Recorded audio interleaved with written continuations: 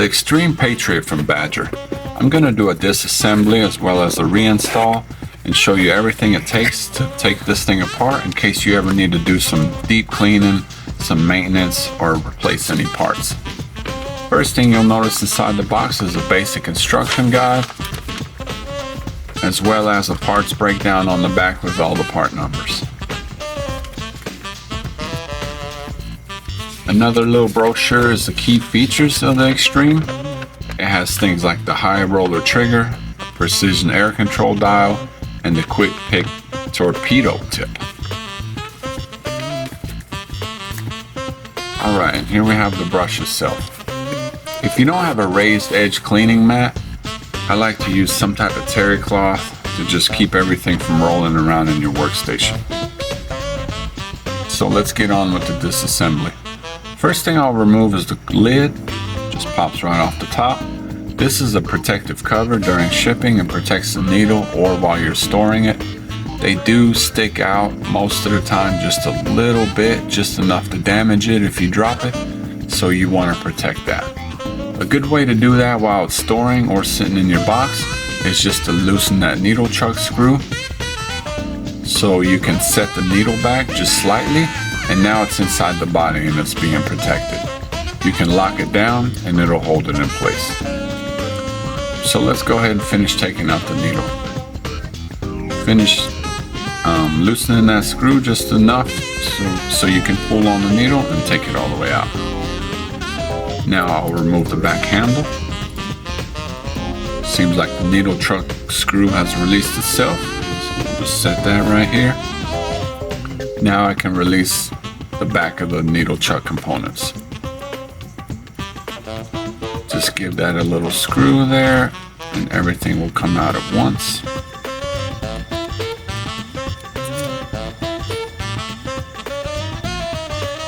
This consists of about 3 or 4 parts with a spring inside. There is a little brass screw on here, and this would be for your needle tension adjustment. You can turn that a little bit in and out, and it will give less pressure on that needle itself. So here's the needle chuck. Now you can remove that screw. And the spring will just fall right out.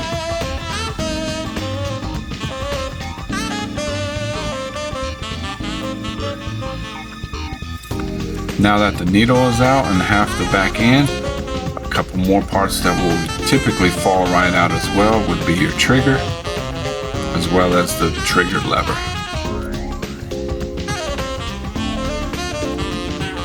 Now I can gain access to that packing screw. I just need a little maintenance tool here, which is essentially a flathead screwdriver with a shaft on the end, so it gets inside that screw and grabs a hold of it and still holds it onto your tool. Just give it a counterclockwise turn, you'll start seeing it come out the body there, and once it's loose enough, it usually falls right out. Might be some packing grease or something involved. This is a brand new unit. I'll put that back onto my tool like so. The packing screws on one side, the seal, and then this is the flathead part which would hook up to your tool. Now I'll need another little Allen wrench so I can remove this little finger guide here. There's a tiny hole on the back of the body, and there you would just give that a little turn. There's a tiny Allen wrench which presses it onto the air valve and holds it in place. Just loosen that and it'll come right off. And also remove this little precision screw while we're at it. And let's move on to the air valve. I have some anti-marring pliers here to not damage the finish. Give it a little turn and it should spin right off.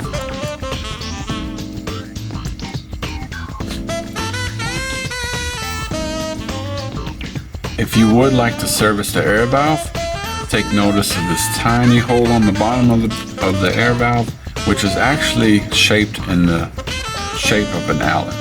So you'll need to have another tool to give that little screw a spin so you can service the parts inside.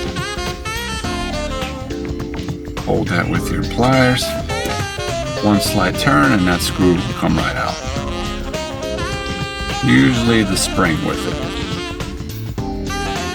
I'll just leave that on my Allen wrench for now. Now the last part that will fall out of here is the actual plunger itself for that air valve.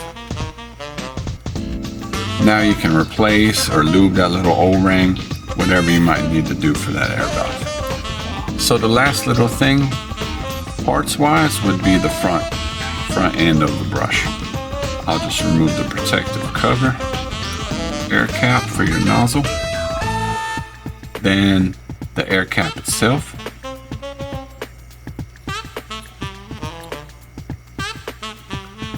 and the hold down ring. This is what holds your nozzle in place. I'll hold it down a little bit because it does come together with the nozzle inside there, and you don't want it just to fly out and lose it. So it just rests inside the hold down ring like so. If you need to get it out there, just give it a little push and it'll fall right out. That's pretty much it as far as the disassembly goes for your brush. And now we'll just reinstall everything in backwards motion, if you will. I like to kind of set everything in a certain kind of a way, approximately how I took it apart, in case you are not familiar with it and not used to it. This would help you identify the parts and where they go. Okay, now we'll just put this thing back together. I'll start with just putting on the top fluid reservoir cover. I'll put the front end back together. I'll grab my hold down ring, put the nozzle inside, screw that onto the body. Make sure you feel it grabbing onto the body and self-centering. As you tighten it up, it will lock into place and center itself. I'll give it a little bit more of a turn with some pliers. And now I can install the air cap and the protective front cover.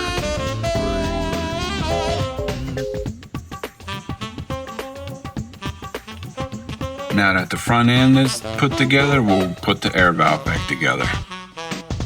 Pointy part goes in first from the plunger. And I have the spring and that screw all together on one part of it, so I'll just put everything on there and give that a little turn.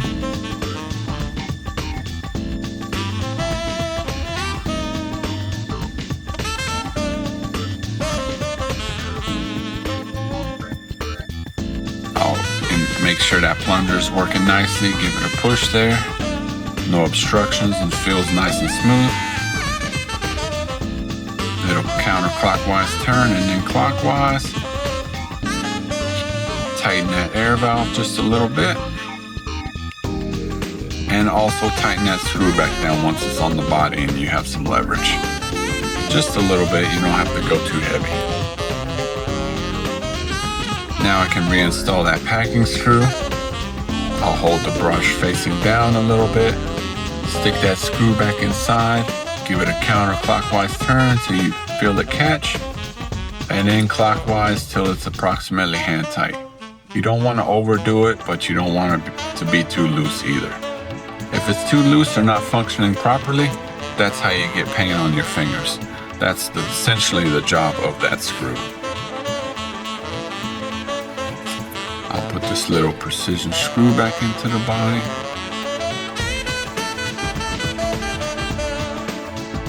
Might as well go ahead and put the protective cover on the front.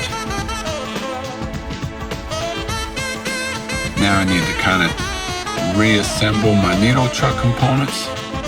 I'll take the needle chuck and the needle guide, stick them in together like so. There's only one way to do it. There's a flat spot right here on that screw, as well as on the needle chuck itself. So that'll fall into place to get it lined up. Now I can put the needle spring on the chuck and the tension screw. Go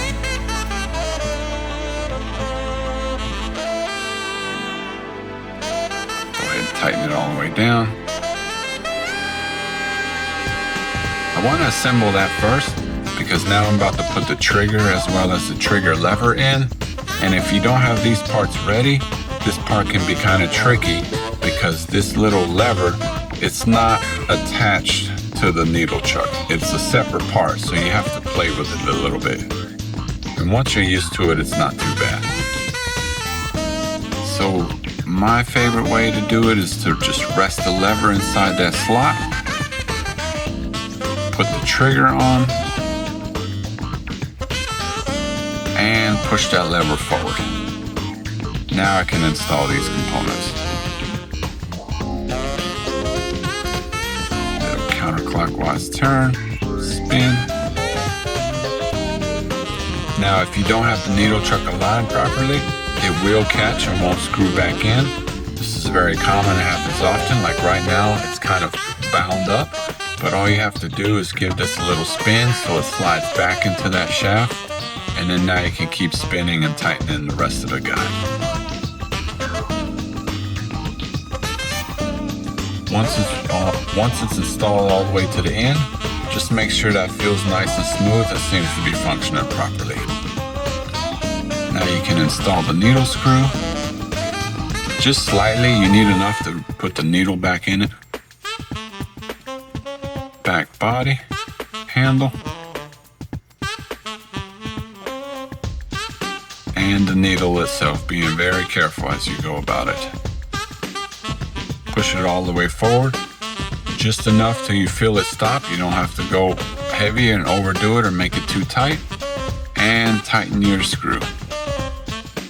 Now just give it one more feel, make sure it's working properly for you. And the last little piece here is just your little finger guide. I'll put that back on and retighten that with the Allen wrench. One little turn usually does it. It doesn't get too tight. And you're all set. I hope that helped you out a little bit. If you have a Patriot Xtreme or you're getting one in the future and need any service or maintenance. Thanks for watching, everyone, and get them here at spraygunner.com.